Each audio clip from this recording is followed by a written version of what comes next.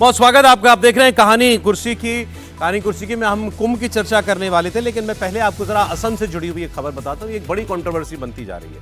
गौरव गोगोई असम से सांसद हैं और उनके उनके पिता तरुण गोगोई जो हैं लंबे वक्त तक असम के चीफ मिनिस्टर रहे, बड़े सीनियर नेता थे। उनको अवार्ड भी दिया मोदी सरकार ने। लेकिन अब गौरव गोगोई को बीजेपी अपने निशाने पर ले रही है उनकी पत्नी की वजह से। इनकी पत्नी का नाम है एलिजाबेथ कॉलबर्न या एलिजाबेथ गोगोई आप कह लीजिए। एलिजाबेथ गोगोई ब्रिटिश नागरिक हैं और इनके ऊपर आरोप लगा रही है भारतीय जनता पार्टी इनके जरिए गौरव गोगोई पर कि इनके पाकिस्तान और आईएसआई से संबंध कहीं ना कहीं जुड़ रहे हैं।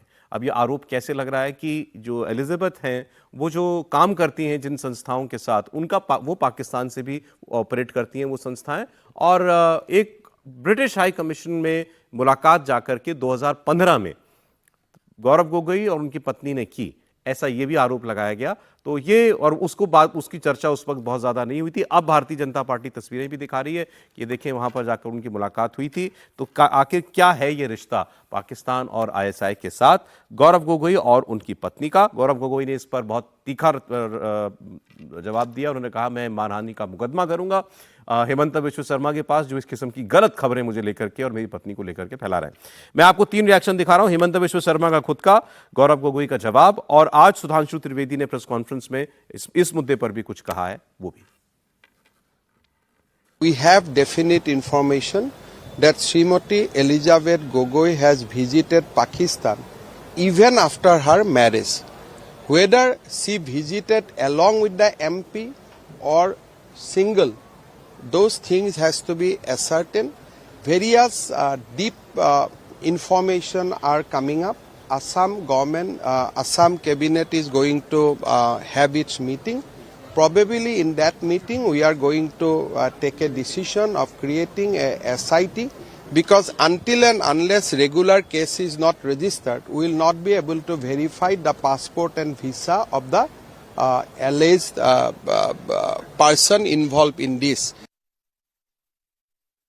कांग्रेस के वरिष्ठ नेता और लोकसभा में उपनेता श्री गौरव गोगोई का जिस प्रकार के जॉर्ज सोरस के इस फाउंडेशन के साथ कनेक्शन नजर आता है, पाकिस्तान की एम्बेसी में उनकी बातचीत की फोटो,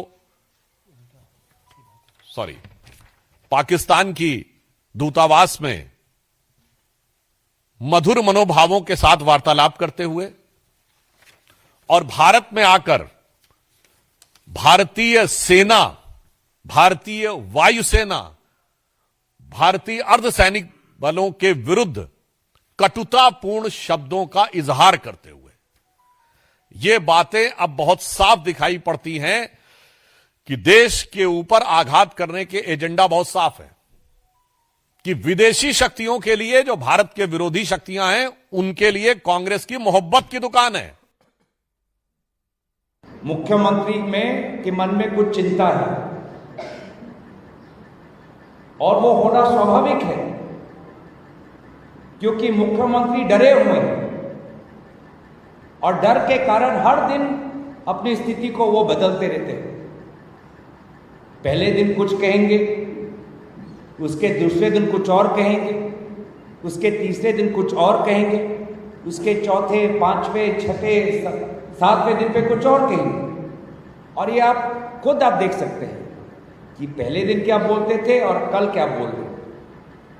हमारी स्थिति स्पष्ट, कांग्रेस दल की स्थिति स्पष्ट है कि अगर उनको कोई जांच करनी है तो जांच करे। हम अपनी स्थिति पर अटल हैं। अब आपने बातें तो सबकी सुन ली, मामला क्या है मैं पहले आपको थोड़ा सा इनके बारे में बता देता हूं। जो एलिजाबेथ गोगोई हैं, श्रीमती एलिजाबेथ गोगोई, इन्होंने अपनी पढ़ाई पूरी करने के बाद climate and development knowledge network के लिए काम करना शुरू किया। इसको शॉर्ट फॉर्म में CDKN आप कहिए। और बीजेपी इसी CDKN को ISI का फ्रंट बता रहा है।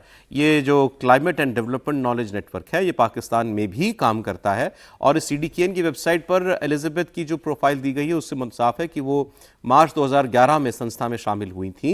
वो जलवायु परिवर्तन, विकास नीति और अनुसंधान के बैकग्राउंड के जरिए CDKN का हिस्सा बनी है और इस संस्था के ये कहा गया है कि उन्होंने संस्था में भारत और नेपाल से जुड़े कार्यक्रमों को संभाला है। बीजेपी कह रही है कि वो पाकिस्तान भी गई हैं और यहाँ गौरव गोगोई ने पाकिस्तानी उच्चायुक्त से जाकर के मुलाकात की। गौरव गोगोई कहते हैं कि मेरा एक NGO है या उनकी एक संस्था है, उसके सिलसिले में वो मिले थे पाकिस्तानी उच्चायुक्त से जाकर के। बहरहाल अब पाकिस्तान वाली स्क्रिप्ट आ गई है और गौरव गोगोई उपनेता हैं लोकसभा में, इंपॉर्टेंट आदमी है।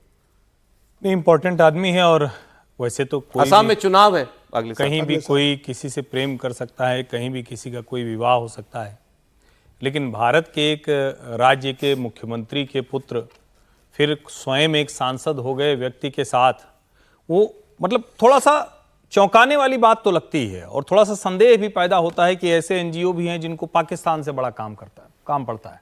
भारत जैसा देश है, यहां काम करने वाले, यहां जो लोग हैं उनको छोड़कर आपको पाकिस्तान पर काम करना पड़ रहा है या उनके उच्चायुक्त से कोई मुलाकात करनी पड़ रही है।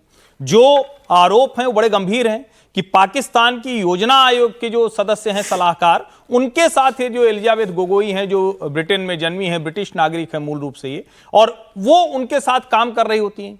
अब ये सारे आरोप निश्चित तौर पर एक झटके में खारिज किए जा सकते हैं कि देखिए ये तो कांग्रेस के उपनेता हैं सदन में, जो गौरव गोगोई कर भी रहे हैं, अब उनकी पत्नी है तो जाहिर वो करेंगे, लेकिन देश के तौर पर ये खतरा कभी कभी दिखता है जब इस तरह से कोई विवाह होते हैं, इस तरह के संबंध होते हैं। और मैं फिर कह रहा हूं, किसी का किसी से प्रेम हो सकता है, कोई कहीं जाकर विवाह कर सकता है, लेकिन जब इतने लिंकेज जुड़ने लगे कि कोई ऐसी इंटरनेशनल फ्रंट ऑर्गेनाइजेशन, कोई ऐसा पाकिस्तान, फिर एक NGO और उन सब का लिंक भारत के एक महत्वपूर्ण परिवार के राजनेता से, फिर वो उनकी पत्नी होती है, 2013 में संभवतः विवाह हुआ और उसके बाद ये सारा घटनाक्रम होता है, तो ये चौंकाता जरूर है। मैं भी ये मानता हूं इसकी गंभीरता पूर्वक जांच की जानी चाहिए और देश को पता चलना चाहिए कि एलिजाबेथ गोगोई का सच अब क्या है। लेकिन हेमंत बिश्व शर्मा ये कह रहे हैं कि गौरव गोगोई ने संसद में भारतीय तटरक्षक रडार प्रणाली, हथियार कारखाने, रक्षा उपकरण, भारत ईरान व्यापार मार्ग, ऐसे संवेदनशील मुद्दों पर भी सवाल पूछे हैं।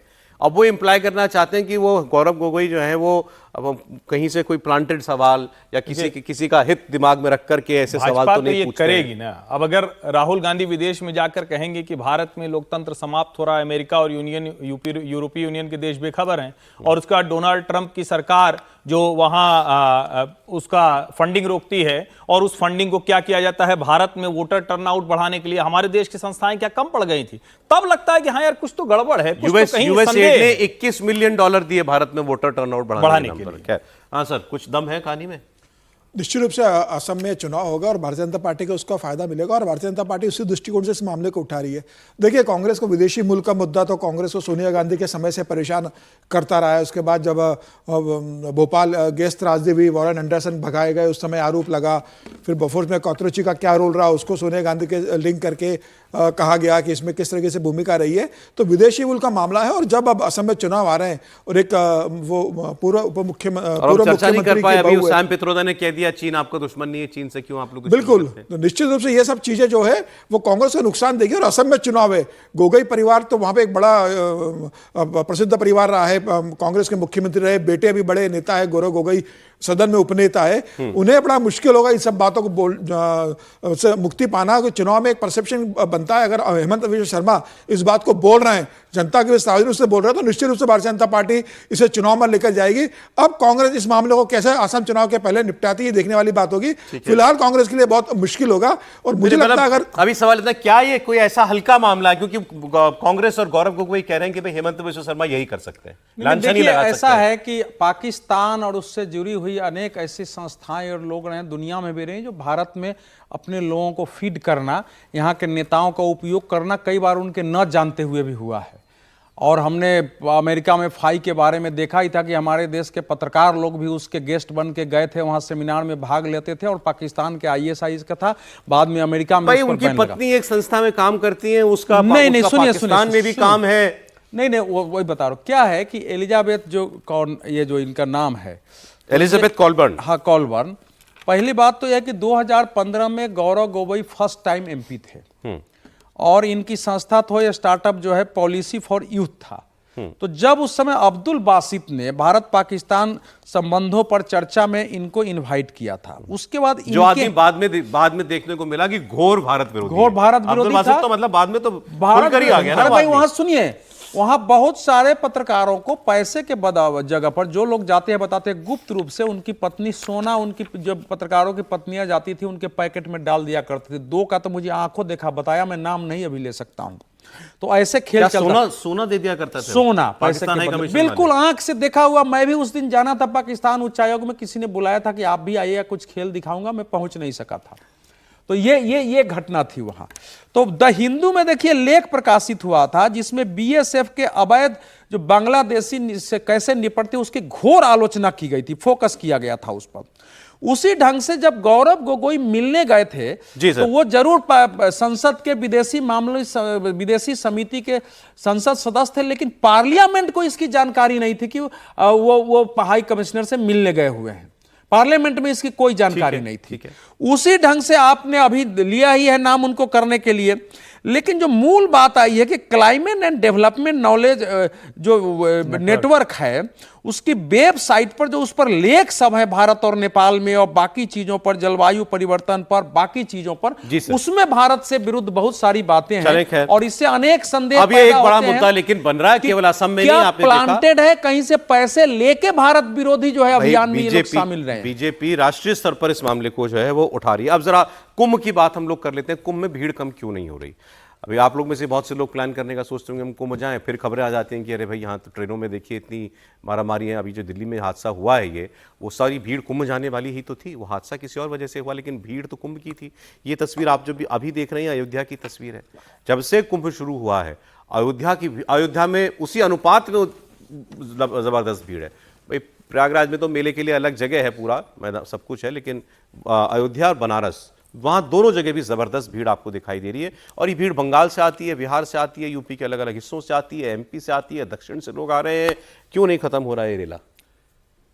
हिंदू चेतना के जागरण का काल है। पहले आपने इतने कुंभ देखे, ऐसा तो कभी नहीं हुआ ना? न ऐसा कुंभ देखा, न ऐसी व्यवस्था देखी, लेकिन जिस व्यवस्था को किया गया उससे भी कई गुना आया। तो वो ट्रैफिक अव्यवस्था भी देखी, वो भीड़ भाड़ भी देखी, वो मारामारी भी देखी। और देखिए मैं बार बार कहता हूं कि मैंने 2001 से अब तक सारे कुंभ अर्धकुंभ कवर किए, जिसको अब कुंभ और महाकुंभ सरकारी शब्दावली में कहा जाता है, वरना पहले कुंभ और अर्धकुंभ कहा जाता था। ये व्यवस्था सारे सबक लेकर की गई है, लेकिन अब उससे ज्यादा सबक है। आप सोचिए कि जो हम लोग कहते हैं कि अच्छा भाई क्यों प्रयागराज में भीड़ इकट्ठा होगी, तो सारे बाहर स्टेशन बना दिए, सुबेदारगंज, शिवकी, फाफामऊ, झूसी, वो सारी व्यवस्था की। अब इसके आगे की जरूरत है पूरा देश आध्यात्मिक चेतना से एक जगह मैं इसी की बात करना आप उसकी व्यवस्था, आज मैं व्यवस्था की बात कर नहीं रहा नहीं, उसको करना इसलिए पड़ेगा लेकिन जनता जो निकल रही है उसको कष्ट कम से कम हो भाई। लेकिन ये हिंदू चेतना के जागरण का 13 जनवरी को शुरू हुआ, 26 फरवरी को खत्म हो जाएगा। इस लिहाज से अगर आप देखेंगे तो अब क्या 10 दिन रह गए कुंभ में। क्या या तो ये भीड़ इस वजह से कि चलो भाई अब बड़े बड़े स्नान निकल गए, अब उतनी भीड़ नहीं होगी, चलो अब हो आते हैं या तो ये वजह हो, वरना तो बाकी सभी शाही स्नान हो गए। माघ पूर्णिमा अंतिम बहुत बड़ा पर्व था, वो निकल गया। सिर्फ 1-2 लाइन देखिए। एक तो और है कि जैसे लोग आंकड़े की बात करते हैं कितने लोग नहा गए, तो वैसे तो प्रशासन बार बार बताता है 10 लाख कल्पवासी वो प्रतिदिन जोड़ के बताता है, ये भी वो ईमानदारी से, ट्रांसपेरेंसी से बताता है। लेकिन वो सब छोड़ दें, सारे देश की प्रयाग जाने वाली सड़कें जाम है, प्रति वर्ग किलोमीटर में कितनी गाड़ियां, कितने लोग, उसको जोड़ लीजिए।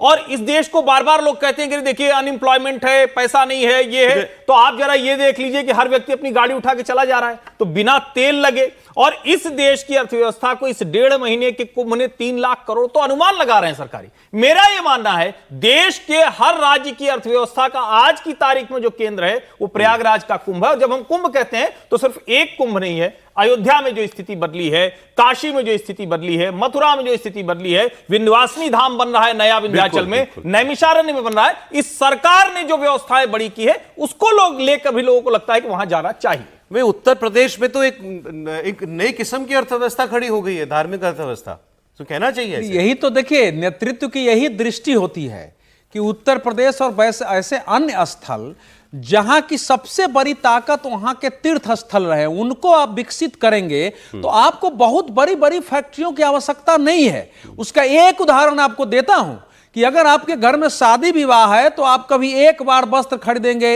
एक बार प्रसाद खरीदेंगे, एक बार कुछ खरीदेंगे। ये धार्मिक तीर्थ यात्राओं में प्रतिदिन इन सब की बिक्री होती है और एक चक्र चलता है, लोग आते हैं जाते हैं। ये जिसको लेकिन अचानक कहां से ऐसा आस्था उबाला? नहीं, अचानक नहीं होता है। देखिए जब देश का जागरण होता है, सांस्कृतिक पुनर्जागरण ऐसे ही होता है। अयोध्या में हमने देखा, वहां से एक शुरुआत दिखी कि अयोध्या में हुआ।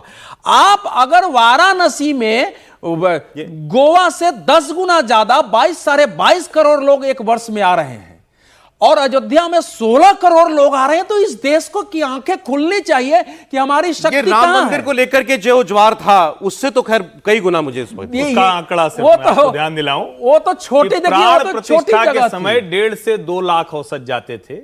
जिस दिन मकर संक्रांति थी उस दिन 3 दिनों में 50 लाख लोग अयोध्या पहुंचे, 10 लाख लोग काशी पहुंचे, 6 लाख लोग विंध्याचल गए और 1 लाख लोग नैमिषारण्य। समय इतना ही था, लेकिन बहुत अच्छा है जो हो रहा है। बहुत स्वागत योग्य है, बहुत खुश करने वाला है। बस ऐसी ही व्यवस्था भी उसी स्तर की पहुंच जाए, बिल्कुल होनी देखिए, चाहिए। भारत जो कि इस बार बहुत बेहतर थी पिछली बार से, लेकिन हर अनुमान से आगे जाकर के लोग वहां पर पहुंचे, आपने देखा है। बहुत शुक्रिया अवधेश जी, समीर जी, हर्षवर्धन जी, बहुत धन्यवाद आपका। कल फिर मिलते हैं